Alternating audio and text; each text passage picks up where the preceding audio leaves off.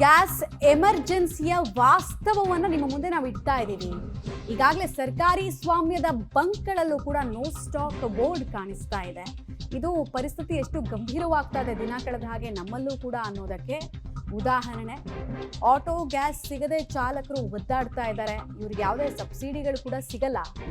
ಬೇರೆ ಕಡೆ ಹೆಂಗೋ ಮ್ಯಾನೇಜ್ ಮಾಡಿಬಿಡ್ತಾರೆ ಅಂತ ಸಾಧ್ಯನೇ ಇಲ್ಲ ಮ್ಯಾನೇಜ್ ಮಾಡೋದಕ್ಕೆ. ಪ್ರತಿ ದಿನದ ದುಡಿಮೆ ತುಂಬ ಇಂಪಾರ್ಟೆಂಟ್ ಆಗುವಂತಹ ವರ್ಗ ಆಟೋ ಚಾಲಕರು ತುಂಬ ಪ್ರಾಬ್ಲಮನ್ನು ಅವ್ರು ಫೇಸ್ ಮಾಡ್ತಾ ಇದ್ದಾರೆ. ಖಾಸಗಿ ಬಂಕ್ಗಳಲ್ಲೂ ಕೂಡ ಬಹುತೇಕ ನೋ ಸ್ಟಾಕ್ ಬೋರ್ಡ್ ಇದ್ರೆ ಸರ್ಕಾರಿ ಸ್ವಾಮ್ಯದ ಬಂಕ್ಗಳಲ್ಲೂ ಕೂಡ ಬರ್ತಿಲ್ಲ. ಡೀಟೇಲ್ಸ್ ಕೊಡ್ತಾರೆ ರಾಘು ನೇರ ಸಂಪರ್ಕದಲ್ಲಿ. ರಾಘು, ಆಟೋ ಗ್ಯಾಸ್ನ ಕ್ರೈಸಿಸ್ ವಿಪರೀತ ದಿನದಿಂದ ದಿನಕ್ಕೆ ವರ್ಸ್ಟ್ ಆಗ್ತಾ ಹೋಗ್ತಾ ಇದೆ. ಸರ್ಕಾರ ಯಾಕೆ ಇದನ್ನ ಮ್ಯಾನೇಜ್ ಮಾಡೋದಕ್ಕೆ ಆಗ್ತಿಲ್ಲ ಅಂತ ಅನ್ಸುತ್ತೆ?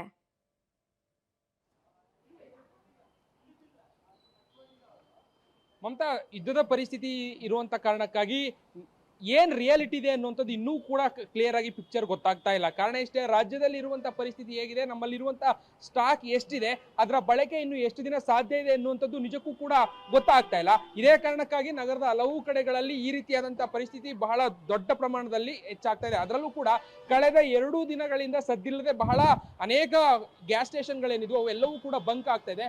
ಸರ್ಕಾರ ಹೇಳುವಂಥದ್ದು, ಅದರಲ್ಲೂ ಕೂಡ ಎಸ್ಪೆಷಲಿ ರಾಜ್ಯ ಸರ್ಕಾರ ಬಹಳ ಕ್ಲಿಯರ್ ಆಗಿ ಹೇಳ್ತಾ ಇತ್ತು, ಸರ್ಕಾರಿ ಸ್ವಾಮ್ಯದ ಗ್ಯಾಸ್ ಸ್ಟೇಷನ್ಗಳೇನಿದೆ ಇಲ್ಲಿ ಯಾವುದೇ ರೀತಿಯಾದಂತಹ ಸಮಸ್ಯೆಗಳಾಗಿಲ್ಲ, ಇಲ್ಲಿ ನಾವು ಎಲ್ಲವನ್ನ ಕೂಡ ಮ್ಯಾನೇಜ್ ಮಾಡ್ತೇವೆ ಅನ್ನುವಂಥ ಮಾತುಗಳನ್ನ ಹೇಳ್ತಾ ಇದ್ರು. ಬಟ್ ಆದ್ರೆ ರಿಯಾಲಿಟಿ ಅದಕ್ಕೆ ವಿರುದ್ಧವಾಗಿರುವಂಥದ್ದು.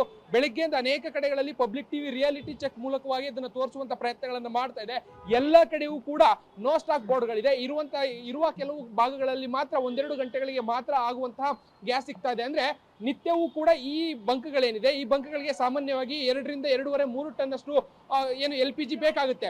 ಆದ್ರೆ ಈಗ 3 ದಿನಕ್ಕೊಮ್ಮೆ 4 ದಿನಕ್ಕೊಮ್ಮೆ ಅವ್ರಿಗೆ ಈ 2ರಿಂದ 3 ಟನ್ ಕೊಡ್ತಾ ಇರುವಂತ ಕಾರಣಕ್ಕಾಗಿ ಉಳಿದ 2-3 ದಿನ ಅವರು ನೋ ಸ್ಟಾಕ್ ಬೋರ್ಡ್ ಗಳನ್ನ ಹಾಕ್ಬೇಕಾಗಿದೆ. ಸೊ ಪರಿಣಾಮ ಬರುವಂತಹ ಆಟೋ ಚಾಲಕರು ಏನಿರ್ತಾರೆ ಅವರು ದಿನನಿತ್ಯವೂ ಕೂಡ ಇದೇ ರೀತಿಯಲ್ಲಿ ಗಮನಿಸ್ತಾ ಇರ್ಬೋದು. ಇಲ್ಲೂ ಕೂಡ ಅದೇ ವಿಜುವಲ್ ಸಿಗ್ತಾ ಇದೆ ನಮಗೆ.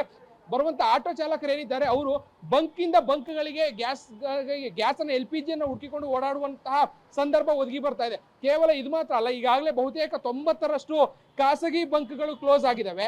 ಬಟ್ ಈಗ ಬಹುತೇಕ ಸರ್ಕಾರಿ ಸ್ವಾಮ್ಯದ LPG ಬಂಕ್ಗಳೇನಿದ್ವು ಅವು ಕೂಡ ಈಗ ನೋ ಸ್ಟಾಕ್ ಬೋರ್ಡ್ ಗಳನ್ನ ಹಾಕೊಳ್ಳುವ ಮುಖಾಂತರವಾಗಿ ಸಿಗ್ತಲ್ಲ. ಇದ್ರ ಮಧ್ಯೆ ದರ ಕೂಡ ಏರಿಕೆಯಾಗಿದೆ. ಇದು ಮತ್ತೊಂದು ಶಾಕ್ ಈಗ ಆಟೋ ಚಾಲಕರಿಗೆ ಆಗಿರುವಂತದ್ದು ಮಮತಾ. ಬಟ್ ಗೊತ್ತಿಲ್ಲ ಮುಂದೆ ಯಾವ ರೀತಿ ಈ ಪರಿಸ್ಥಿತಿ ಹೋಗುತ್ತೆ ಅನ್ನೋದನ್ನ ಕಾದು ನೋಡ್ಬೇಕಾಗುತ್ತೆ ಮಮತಾ. ಧನ್ಯವಾದ ರಾಘು ತಮ್ಮ ಮಾಹಿತಿಗಾಗಿ.